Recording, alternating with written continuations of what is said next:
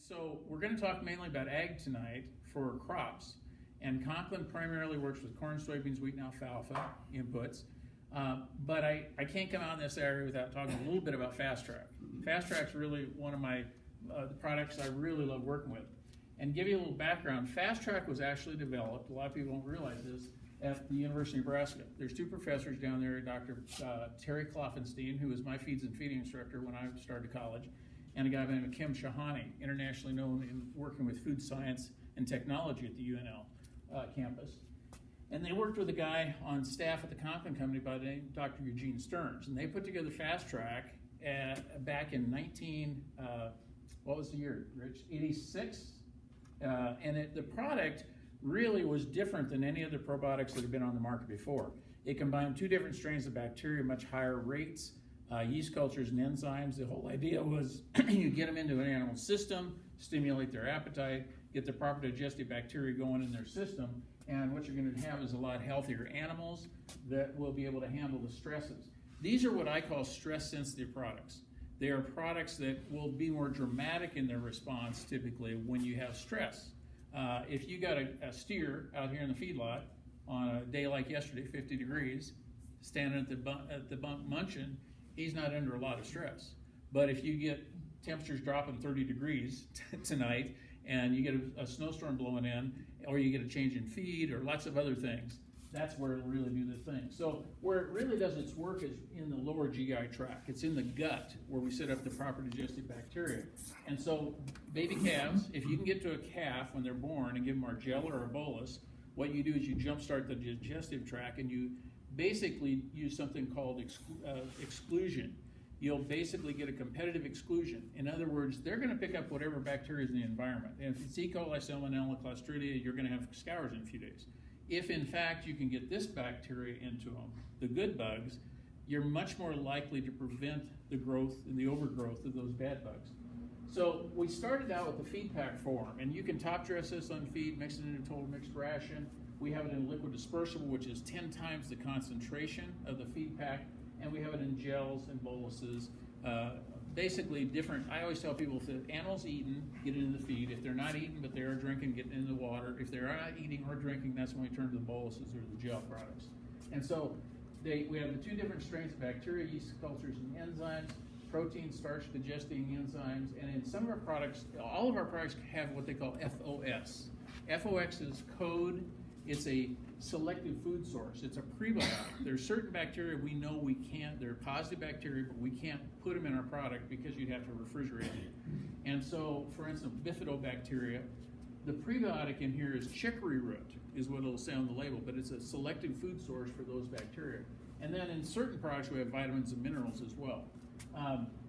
This is a testimonial we've got from J.D. Bartles out here on some of their feedlot cattle. And so there's lots of really good data on the product, and again, animals that are moved, animals that are stressed, newborns, calving, and probably weaning are probably the two most obvious places to integrate the products. So we're going to talk about the yield champions, and basically what I explain to people is that about half of all the NCGA national yield winners on an annual basis are customers of ours. Some of them use the entire system, and Justin will talk to you about the system versus using selected products. But for that reason, a lot of people have called us the company of champions. And so that's where we came up with the Yield Champions logo. And basically when we talk about Conklin AgroVantage products, or the Yield Champion products, we're talking about an umbrella that consists of three different subgroupings of products. We have a full line of wetting agents, compatibility agents, pH control agents, drift retardants, anything you can put with herbicides, insecticides, and fungicides to make them more effective. And the Wex is the oldest product in that line, and we have several other products there as well. Our biological products, we have seed treatments, forage treatments, we have plant growth regulators, several products in that category. And the third group I talk about is our fertilizer products. We have some of the highest quality fertilizers. They're really designed for two purposes. In the furrow with the seed at the time of planting, they're very pure products. They're made with food grade materials. They're neutral pH, low salt index, but they're also used in a lot of foliar applications. We've got a full line of micronutrients, and then we've got a product called Guardian, which you mix with liquid nitrogen to basically eliminate leaching and denitrification of that nitrogen, so you hold on to it. So I'm going to talk just a little bit about a handful of our products and then turn it over to Justin. But the two goals we have in everything that we do in this ag line is to reduce input costs on a per acre and per bushel basis, while at the same time increasing yields. And so it's a matter of efficiency more than input. Typically, we'll have a lot of guys that'll say we've been able to reduce our total input costs 30 to 40% in a lot of cases, dollar-wise, and be able to increase yields at the same time. It's not that they're not spending money, but they're spending money differently, and they're using some of the technologies that are here. There was a magazine that came out. You guys probably all get Progressive Farmer. There's a really good article that came out several years ago when Dave Hula at the time had set a new world record at 454. You know, that's been blown away 2-3 times since then. But Dave Hula and several other NCGA yield winners were in that magazine, and I started flipping through it. Well, a lot of them I'd done meetings with. Jerry Cox and I have probably done 100 meetings together. He has more wins at the national level than anybody else that's ever been in the competition. And I read through that magazine. I'm sure every one of you guys takes the time, in the wintertime especially, to read through every magazine, every article. Right, Robert? You guys, we're all students, right? No, really, probably not. I usually get a stack of magazines on my table, and when they fall on the floor, my wife figures I'm through with them, so she throws them in the trash. But this one came, and because I knew so many people that were in there, I thought, you know, I'm gonna study this. And I did. I read every single article, every single word, and I was trying to answer this question: what do these guys all do in common? And here's what I came up with: 7 things. Number 1, they all do a complete soil test every year. Now, they don't do it on every acre, but certainly on their competition acres. And so soil testing is really, really critical. Second of all, they all use seed treatments. Many of them were using our Amplify seed treatment for enhanced germination, not just seed treatments for insecticides and fungicides, things like that, but products like Amplify to increase the pop-up on that crop. They all use in-row starters and microbes. Now that's interesting because it's in-row, right, with the seed, not 2x2, not broadcast. And the reason is it's really important for certain nutrients to get really, really close to the seed because they're just not very mobile in the soil.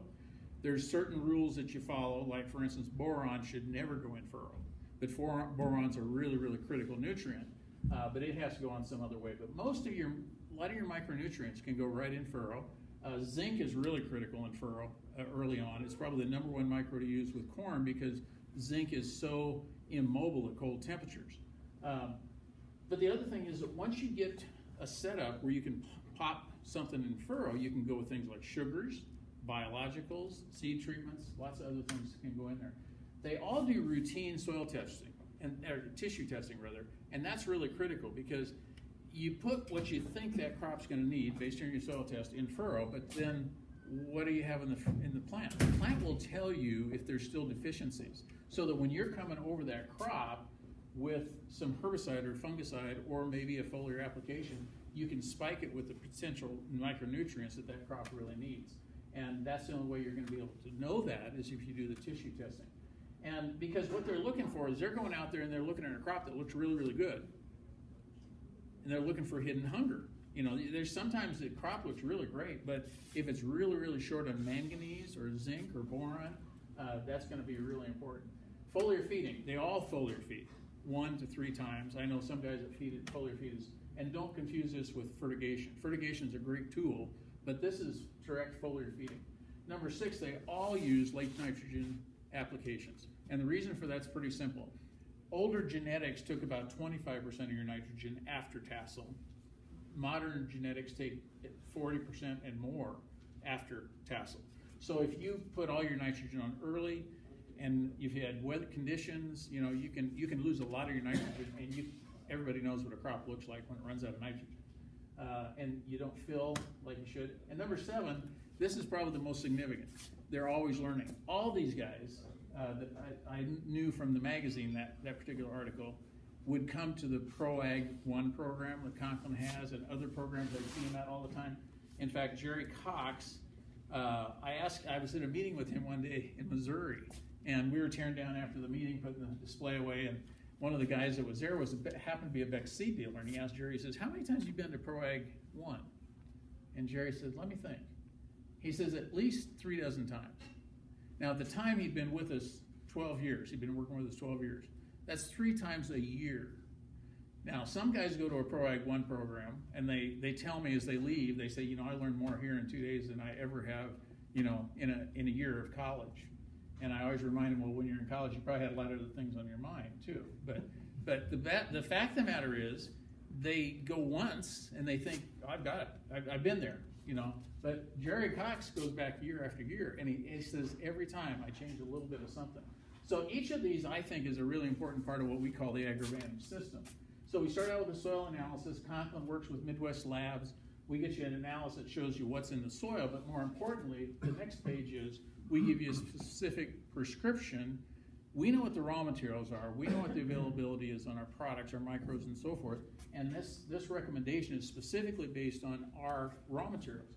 Then down here we have additional fertility requirements. These are things like you're going to need some additional nitrogen, or you're going to need maybe some broadcast fertilizer, and those will be listed down here. So these are more generic recommendations. Kip Colors has had the world record for soybeans 3 times. I talk to Kip often, and Kip has 4 products. In fact, some of you guys might know Chad Briggs, but Chad was down in a meeting that we had down in Missouri one day, and Kip happened to be there. He and I were talking, and Chad walks up, and I said, Chad, you need to meet Kip. And Kip at the time had the world record at, I think, 160 bushel an acre soybean yields. Chad, I knew the next year, this has been like 3 years ago, he was going to be planting his first circle of soybeans. And so I told Kip, I said, Chad's raised a lot of beans, but he's raised pintos and garbanzos and kidneys and things like that. But he's going to raise soybeans for the first time. It was a big circle. It was like a 240 acre circle. And so I said, tell him what he needs. And Kip says, well, there's 4 products that I use on every acre of my 23,000 acre farm. And they are, number 1, Wex. I'll talk a little bit about that. Amplify. MicroMaster are manganese, and manganese is really critical. I'll talk to you about that. And then a new product, he calls it, he says, my Super Juice. Well, Super Juice is what we call Kip Colors Nutrient Compass foliar fertilizer. But those are 4 products he uses on every acre, no matter what the crop. And here's what I put down here.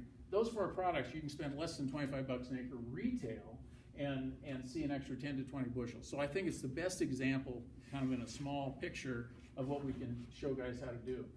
Wex, we put on 1 quart per acre, pre-plant or pre-merge. You don't want to put it on a growing crop at that rate, because it'll make whatever else it is you're going over it with way too hot. But pre-plant, pre-merge, if you're doing a burn down pre-plant application of herbicide, that's the perfect place to put on a quart. We've tested it all the way up to 2 gallons an acre. You don't see any benefit going over a quart. So a quart per acre is the benefit there. Wex is, and Amplify is our seed treatment. Amplify was developed at the University of Arizona. It is a seed treatment that covers the seed. It's what I call seed germination insurance. It comes in 2 forms. It comes in a dry form. We take this powder, we mix it up with a gallon and a half of water, put it through a liquid seed treater, and that'll treat 1,500 pounds of corn seed. You can use it on any crop other than soybeans. It doesn't work the same on soybeans. Amplify D is a talc carrier. You'd put 1.5 ounces typically. They say on this jar, it'll say 2 ounces. I tell you, start with 1.5 ounces. The only thing you can really screw up is if you overuse Amplify and you got excess floating to the bottom of your seed box. That's not going to do you any good. But 1.5 ounces, it's basically, it can replace an equal amount of talc. So it's a talc carrier. You can put it through if you've got a talc inductor on a seed tender. That's a place you can put that. But you're talking about a product that basically surrounds the seed. What is in every seed is energy, an energy source, and that energy source is adenosine monophosphate. Well, adenosine monophosphate changes to diphosphate and then to triphosphate in what's called the Krebs cycle. And I thought, when I first heard that, I think I heard about that in chemistry or biology or something, but it is really the cycle of life. All of your cells in your body and mine and in that corn plant needs energy in the form of ATP, adenosine triphosphate. So what happens is you've got that in the seed. Every seed that is, if it's a good germ seed, it'll have adenosine monophosphate in it. What we've done is we've coated that seed with an additional source of that energy. So as it swells, draws in moisture, it also draws in an additional source. We've doubled or tripled the amount of energy. Doesn't change the genetics of your crop or anything else, but it gives you more energy to pop up. Here's kind of an interesting insight that we found. The smaller the seed, the more dramatic the results. You try some of this on milo. Of course, with your seeding rate, I mean, your cost is ridiculously low. It's way less than $1 an acre. With corn, it runs, depending on how you buy it, $3 to $4 an acre would be on the high end. But basically, we'll see a 7 to 8 bushel yield response average year in and year out on corn. I've seen as low as 2 or 3. I've seen as high as 12, 15. This is a company from back east further. They work more in Ohio, Indiana, Illinois, Wisconsin. It's called Beck Seed Company. And they do a program called PFR research, Practical Farm Research. They do large plots in multi-states, multi-farms, and if they try a product and they see positive results over a 3 to 4 year period, they put their stamp of approval on it. Out of 150 products they've tested to date, I've been told they only have 15 that have been proven. We've got, I think, 5 of those. WEX is one. They show on corn an average over all their testing on corn of $6.11 per acre added net profit. Now here's the kicker. That's all based on full retail price is what they figure the input cost at. On soybeans, they figure $14 an acre. On corn, on Amplify, they're showing $13.56. I won't go through all this detail, but Dr. Huber at Purdue University found that when you put Roundup chemicals on a soybean crop and you get a little overlap, you see that yellow flash, they were trying to figure out what is that. Well, what it is that plant has an inability to uptake enough manganese micronutrient, and it stunts the plant. It provides a yield drag. So what they found was the reason for that is because of the lack of manganese at that particular time. So what they found is if you spike your Roundup combination with some manganese, it offsets the problem. Kip Cullers calls this the lowest hanging fruit. It's the easiest thing to do, the lowest cost, to get the highest bang for your buck. These are plots from over in Indiana, Illinois, but you see they're decent soybeans to start with, 44 to 65 bushel beans, but where they use the manganese at 1 pint in the tank mix, they got an extra 7.4 bushel. Now I tell people, forget about 7 bushel. Think about 2. If you get 2 bushel of soybeans at $8, that's $16 return on a $4 spend. You're already going over the field. So that's why Kip calls it a low-hanging fruit. This is a product that what we've found over the years, more and more people are moving away from glyphosate.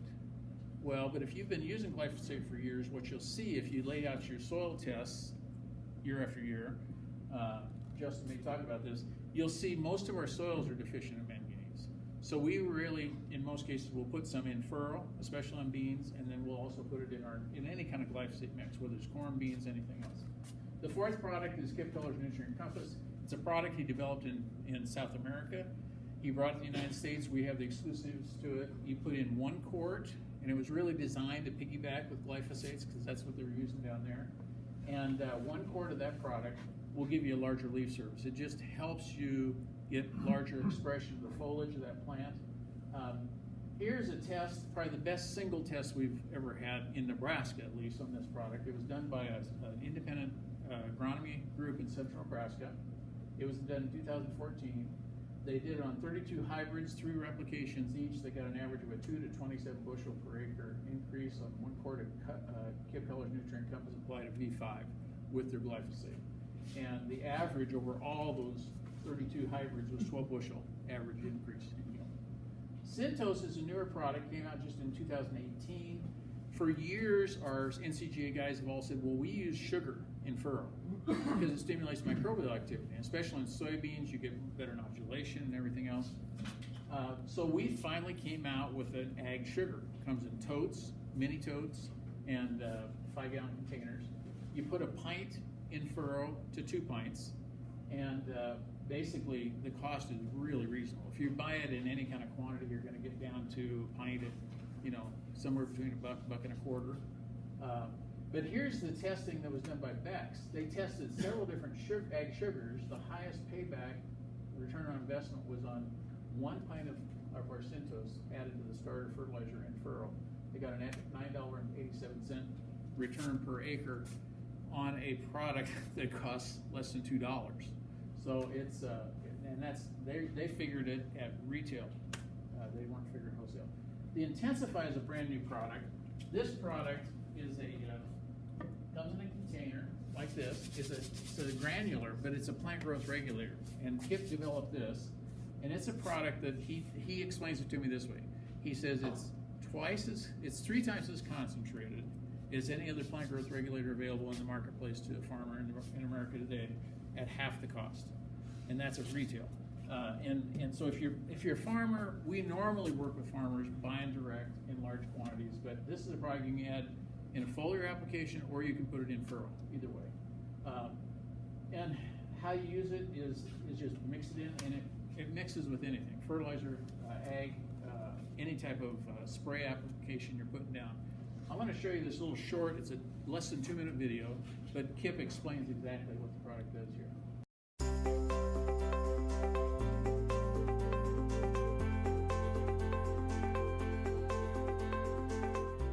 So I know there's a lot of plant growth regulators out there already, and you're probably already using one. A lot of products out there just does one thing. Ours intensifies the growth.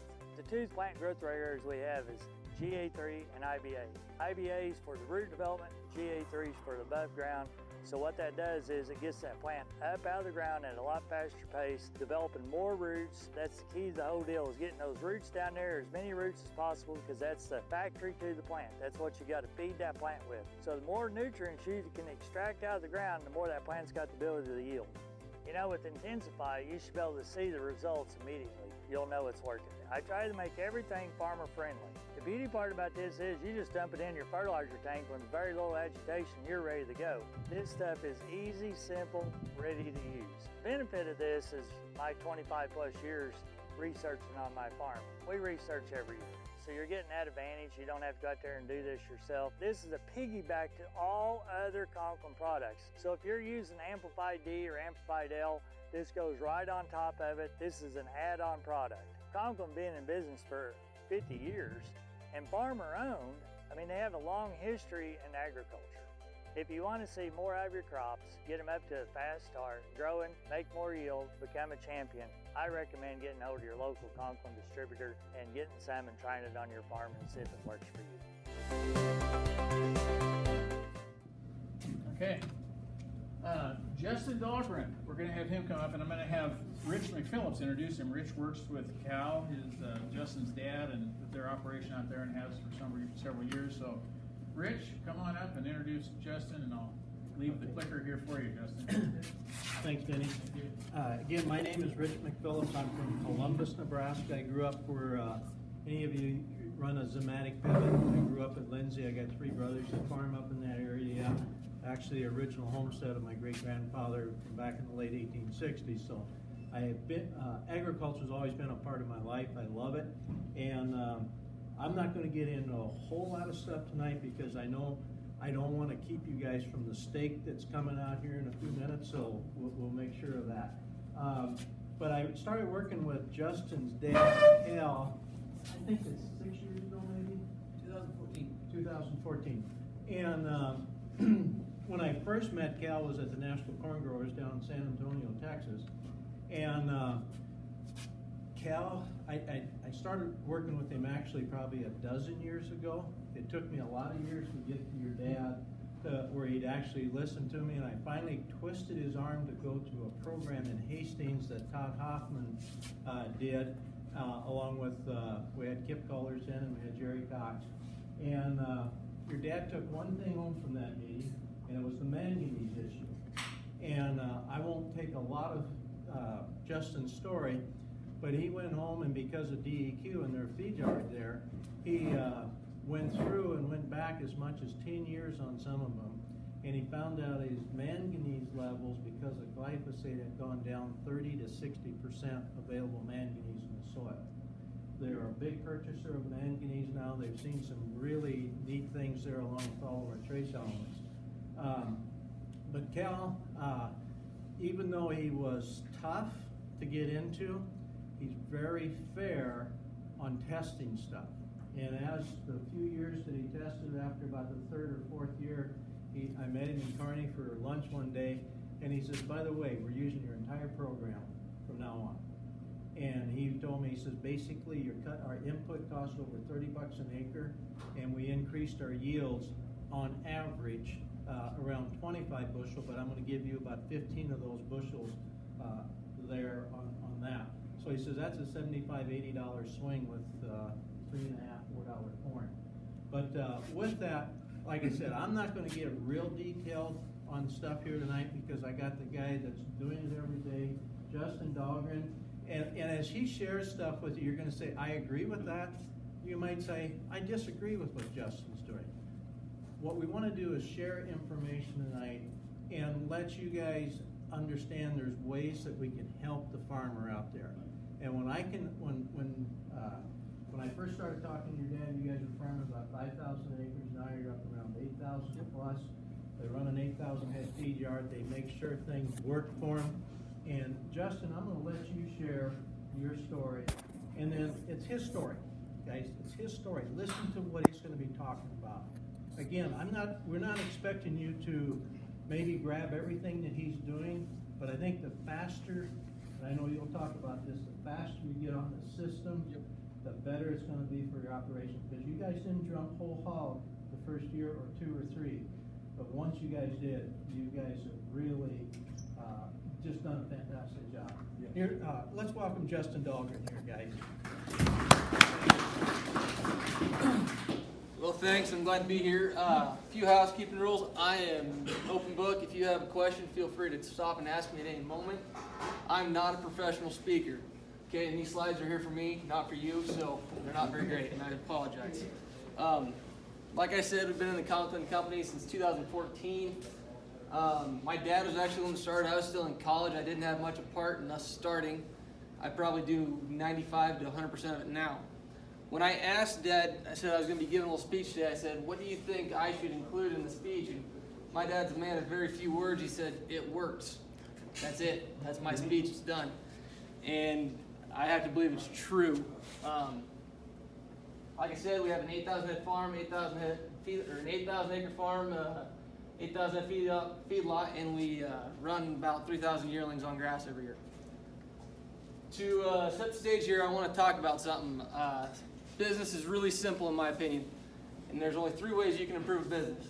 You can make more product, make that product for less, or sell your product for more money. Now we're farmers, we raise yellow 2-number corn. You don't get to pick your price. That's awesome for you guys. You don't have to focus on 2 of them. That's what I'm going to focus most of my talk today is on lowering our cost of production and increasing yields. Okay, but with that said, there's not one product sold today for agriculture that will change your farm economically. There's not one. There's a product that will add $50 in yield to your farm.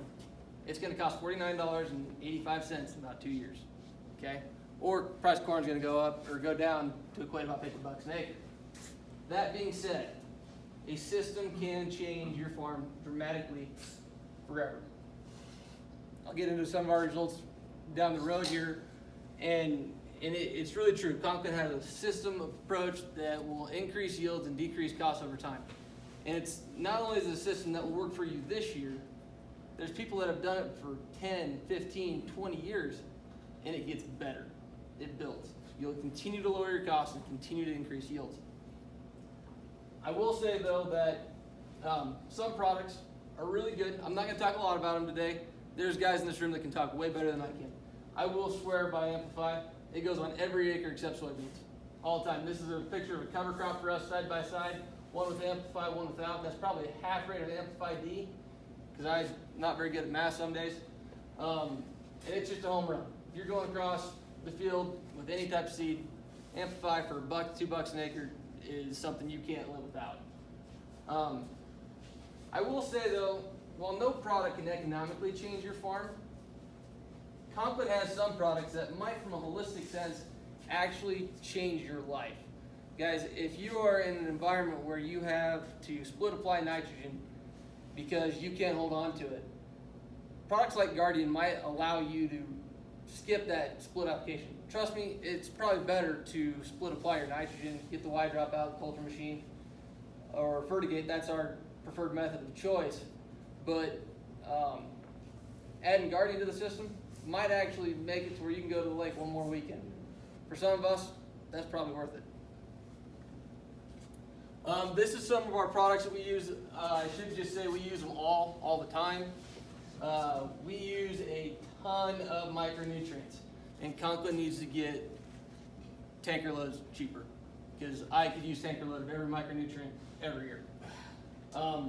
We have a feedlot. We use a lot of manure. We can't get rid of it. There's a saying, don't be a moron. Don't put more manure on. We put more manure on. We can't get rid of it. The going rate in Phelps County, Nebraska right now is we will haul it 10 miles to your field for free. We put it on. Okay, so that causes problems. We'll talk about that a little later. We use everything. We're heavy into foliar feeding. When you've got excess nutrients in the soil that are tying up micros, you can only put so much in the soil without it getting tied up. Foliar feeding gives us an opportunity to actually address those needs throughout the season over the course of the year. We primarily grow corn and soybeans. I used to say I don't want to talk about soybeans because they were our redheaded stepchild. I think I can now. Our soybean yields have gone up. I'm pretty heavily confident that if I don't grow 80 bushel soybeans underneath the pivot, I failed somewhere or we had a hail event. And let me tell you, if you're looking right now and you're looking at toss-up acres, I will make a case that beans will out-economically yield or out-economically profit your corn. And if you got any questions about that, I'll help build a system to do it. Okay, so how's it changed our bottom line? Well, from 2014, I'm going to call that my base year because we dabbled in products just enough to make sure these guys weren't full of crap.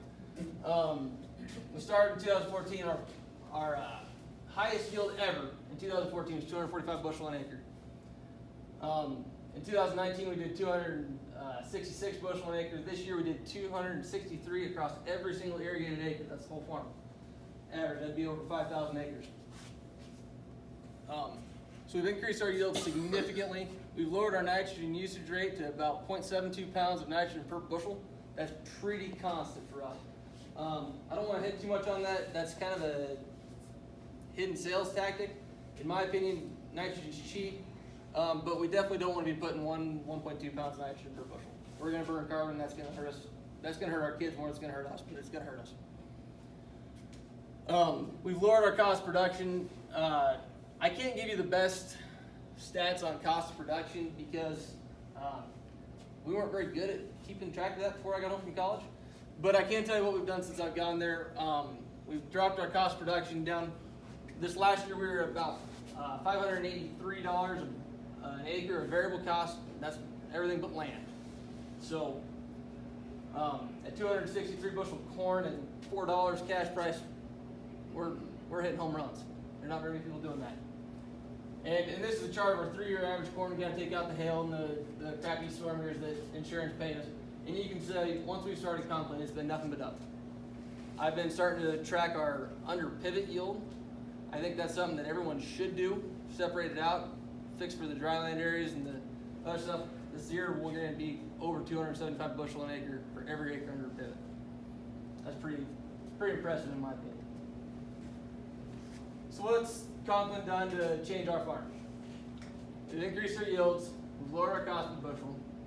It's made us significantly more competitive in the land market. I know for a fact the reason our farm has grown is because I can pay more cash rent, and I know it. And still be economically positive. We've balanced our fertility. Folks, if more was better of just the bulk nutrients, there's people out here that should be growing 500 bushel corn. It's not the case. More manure is not better. If that was the case, I would be putting on a lot of nitrogen growing 400 bushel corn. Just not the case. You got to have your micronutrients right.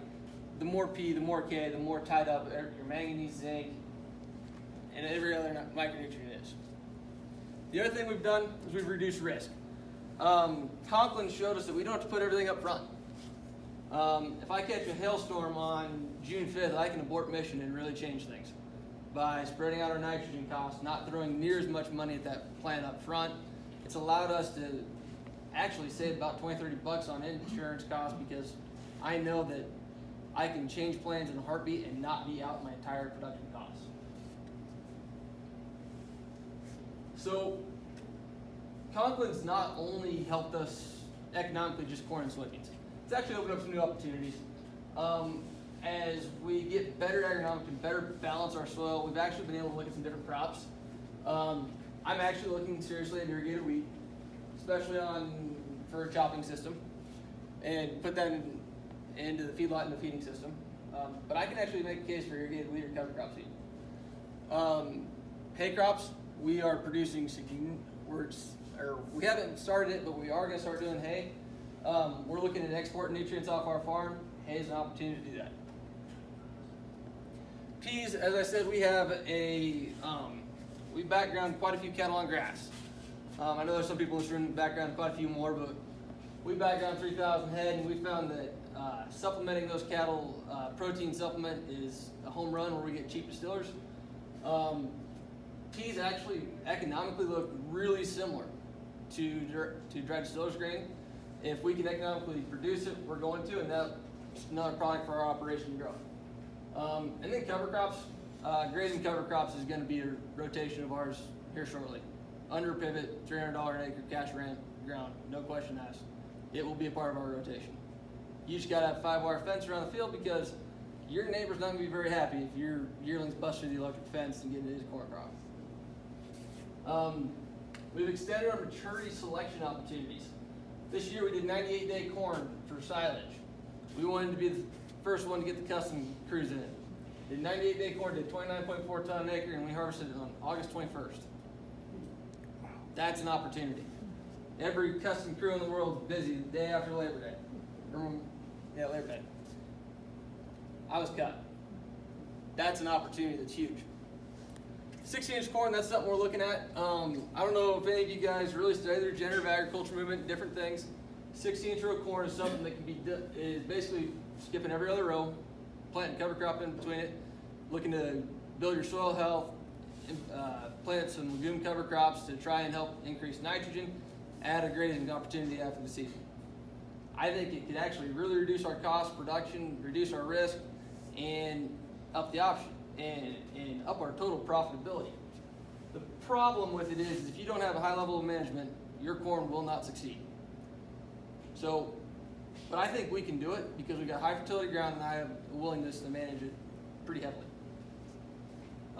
Relay beans, I don't know if anybody's follows Jason Mock on Facebook or anybody who's planting wheat and beans in the same field, harvesting, so you got wheat growing in like say a 60-inch row, you plant beans in between it, harvest the wheat, let the beans fill out and grow, you can get 2 crops in 1 year, growing at the same time. In a high fertility field, it helps kind of manage your moisture and helps get the biology stimulated in the soil. Don't know if that one's going to work for us so much, but something I want to try. This one's real interesting. Conklin can't help us much with bale grazing. I've got an excess of nutrients. A huge excess of nutrients in my soil. We are actively now starting to bale cover crops after soybeans and silage. We're going to grow a cover crop. We're going to bale that cover crop. We're going to take that out to pasture. We're going to bale graze. And bale grazing, for those of you who don't know, is basically setting bales out in a pasture, in a field, in basically a checkerboard-like section. People who came up with it are actually people up north didn't want to start a tractor in the wintertime, feeding their cows. Okay, build an electric fence between them, let the cows into the next set of bales every single day, you don't have to start a tractor. What they didn't know when they started this is that it was actually the most brilliant way to fertilize a field. Okay, you're actually exporting nutrients and having them put it on the field rather than feeding them in a lot and hauling the manure out. Well, we're actively doing it for the simple fact if we can break even, get those nutrients off my farm where I spread too much manure and out to my pasture, I'm going to economically win. We'll probably end up selling that pasture after you do it right. We'll start the process all over again. So that's what we're doing. I think that can also add a lot of opportunity in our rotation. Soybean cover crop corn, really economical, 3 crops, 2 years. As we start getting near the end of my presentation, I have some undeniable truths. Some are with Conklin, some without. You can't starve a profit into a cow. It's not possible. Anyone in the cow calf has probably tried it once. They almost went broke doing it. Same goes with farming.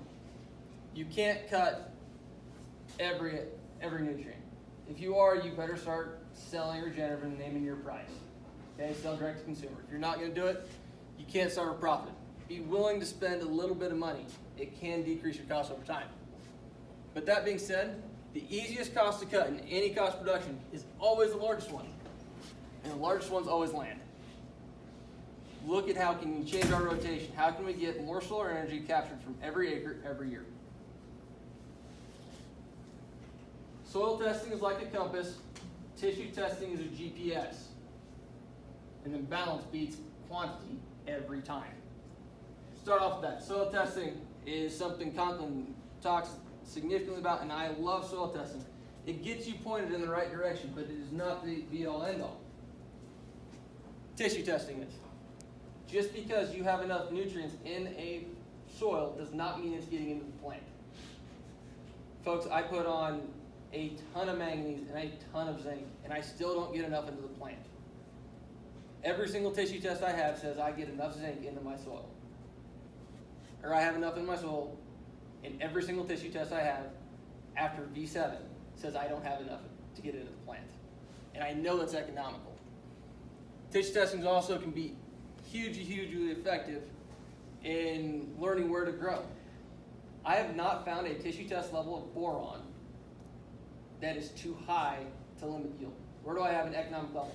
I've gotten some up to 25 parts per million. We did 323 bushel corn this year in the NCGA contest on that one. I clearly haven't put it high enough yet. I haven't killed it. That's my fault. I should kill something every year trying to push the limits, okay? Balance beats quantity every time.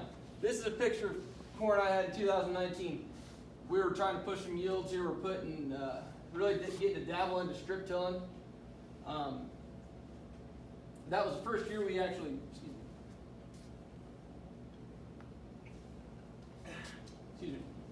that was the first year we really started pushing nitrogen with our strip till rig. Naturally, we don't put on any P and K and a dry broadcast system, but banding nitrogen sounded like a great way to work. We put a lot of nitrogen on our corn ground, somewhere close to 175 pounds an acre, which we can get away with that with a 17 CEC soil. Problem is, at V10 to V12, when our corn was racing in a cold year, our potassium wasn't available in the soil. Potassium, for those of you who don't know, needs to be upwards of 65 to 70 degree soil temp before it becomes plant available. What that did is it created an imbalance of fertility in the soil. I had a lot of available nitrogen and very little available potassium. They go in one for one, right? It's just a pool, no matter what, equal balance of what's available. Well, when you get your parts per million of nitrogen over 6% you get 6% nitrogen in the plant and less than 2 potassium, and you catch a windstorm, your corn looks like that. I could have avoided every single bit of that problem by dropping 75 pounds of nitrogen for my strip till. I was trying to push yield and it actually hurt me. I could have also fixed that by adding some potassium to look at potassium in a little bit. We got a product called Sidekick that'll do that. But balance beats quantity every time. Okay, always, without question, plant your beans before your corn. Beans can take one hell of a beating. Your corn is a little wimp, okay? We've been doing this now for quite a few years, and if I could sell my 30-inch row planters and have all 15-inch row planters, I would, so I can plant every acre of beans first, then plant corn. There's no questions. Kind of mentioned this earlier, temperature affects nutrient availability more than quantity, okay? I've got some soils that have 1,000 parts per million potassium. I've got one field that has a 16% base saturation potassium. For those of you who don't know, that's stupid high. That's a problem. I can be potassium deficient if I don't use the proper starter fertilizer. That's why I feel that anyone using 1034 is leaving money on the table every year, every time. Okay? Potassium is so crucial to nutrient uptake. It is actually more important than phosphorus in early season growth. It'll take up twice as much potassium in the first 40 days of its life than it will phosphorus. Any starter fertilizer that isn't complete and has potassium means you're probably leaving money on the table.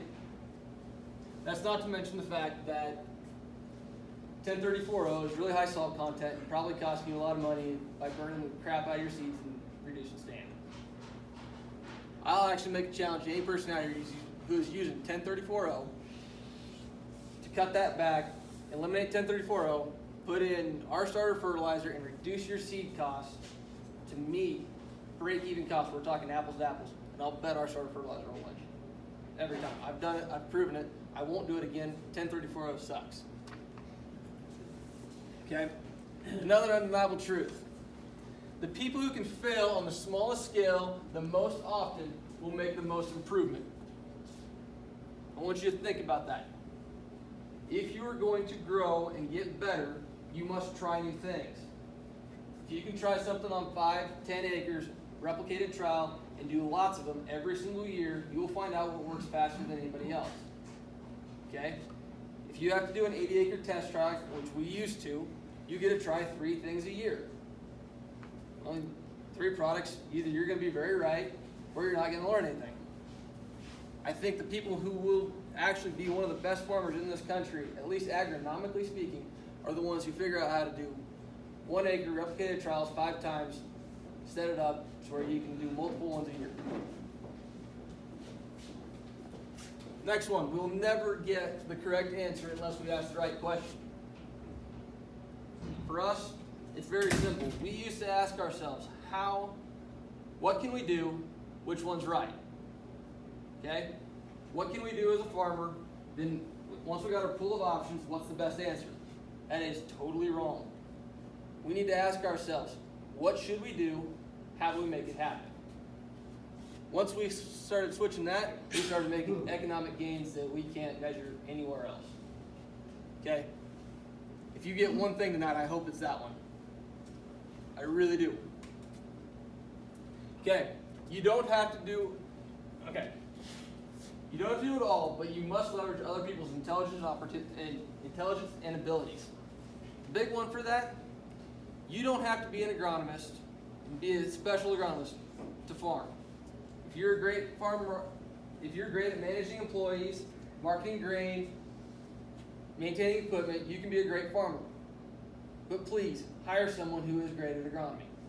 You can't get away from it. The people who are the best farmers always leverage other people's abilities and talents.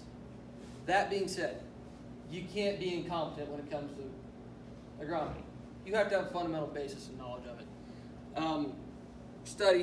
Study some, learn from somewhere, because otherwise you're going to get taken advantage of. Some of the last ones. Successful farmers and ranchers spend more time working on their business than in it. I think that's huge. Most of us get too busy putting out fires to actually work on our business. The last one is, if it doesn't make holistic sense, it will never make economic sense. It might make sense for somebody to split apply nitrogen 5 times. I do. And I have 17 CEC soil.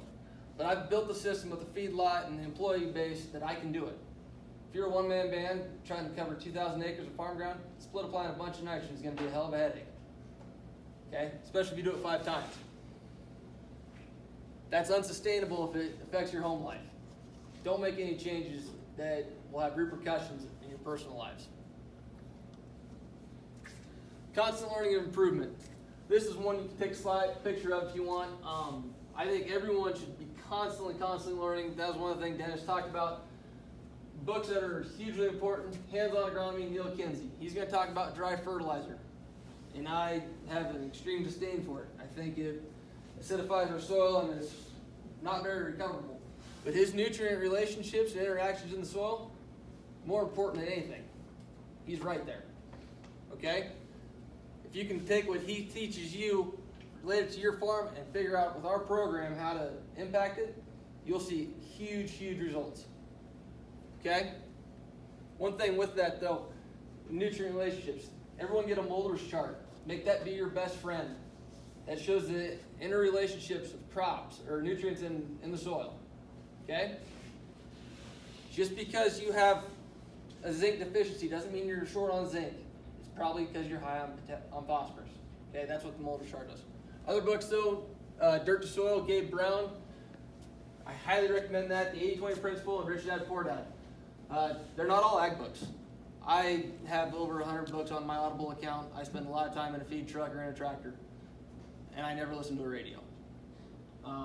Podcasts, Working Cows podcast, AgriTalk. You can see them up there. The big one is training seminars. I think every farmer should spend at least $10 an acre on improving themselves. Minimum. Without question. For us, that's $80,000. We don't hit that level, but I wish we would. Some of the big ones, DCI Next Level. That's Dowdy, Crop Innovators. I'm part of that group. That's a pretty interesting way of thinking. Holistic management training with Alan Savory. Ranching for profit, especially if you're in the cow-calf industry. I highly, highly recommend that one. That one plays on both sides, and that's mostly about business. Soil Health Academy, that's Gabe Brown's school. No-Till on the Plains Conference, that's down in Wichita. But the big one is Conklin Pro Ag Training. I don't think there's any better return on investment, dollar for time, than a $300 investment in Pro Ag Training. You will learn way more than $300, and I don't care what you make, you can afford to give me 2 days. I can tell you right now, there's quarters of farm ground that we own because of it. That I'm very confident in. Okay, so one of the last things I'm going to leave you with is the future of swarms of small robotic tractors. If you're not one of the best people in your county, this should scare the holy crap out of you. It excites me. Because I know I've got one of the best economic outlooks on our farm. I know I'm making money every single year. And when that comes, and I can eliminate a lot of my headaches with more people, instead of trying to figure out, do I need to upgrade all the equipment? Do I need to get another big $500,000 tractor and planter combination? When one more quarter of ground, all I got to think is, oh, do I need to get one more $30,000 robot? I can run all day long, all the time. I'm here to tell you, that excites me. And I will bid every ounce of margin out of that farm ground for a normal producer. If you're not great, you're not leading, you won't be here. I don't say that to scare people. I want it to be real. There's a lot of really cool opportunities in agriculture. And if you don't want to be ready to compete when this comes, you better start following the regenerative agriculture movement and figure out how you're going to sell direct to consumer. Because that's huge. My last slide is just win. I don't know who listens to Tim Ferriss very often. He asks people all the time, if you had a billboard that could reach millions and millions of people every day, what would you put on it? And when I first heard that, I said, well, I use an explicit term, win, it is a little effing win. And it just seems true to me, okay? Everyone in this world can be winners. Most people choose not to be. And I think it's the effort, the constant work to be better and be a better farmer today is there. And I don't want to hear any excuses, because every person on this planet can win. And I'll leave you with that. If anybody has any questions, you feel free to ask me, okay? Thank you.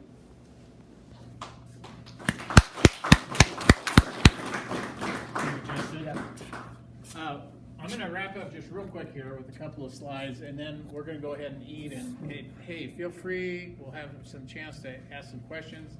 You got some, Justin? But let me just run through these real quick.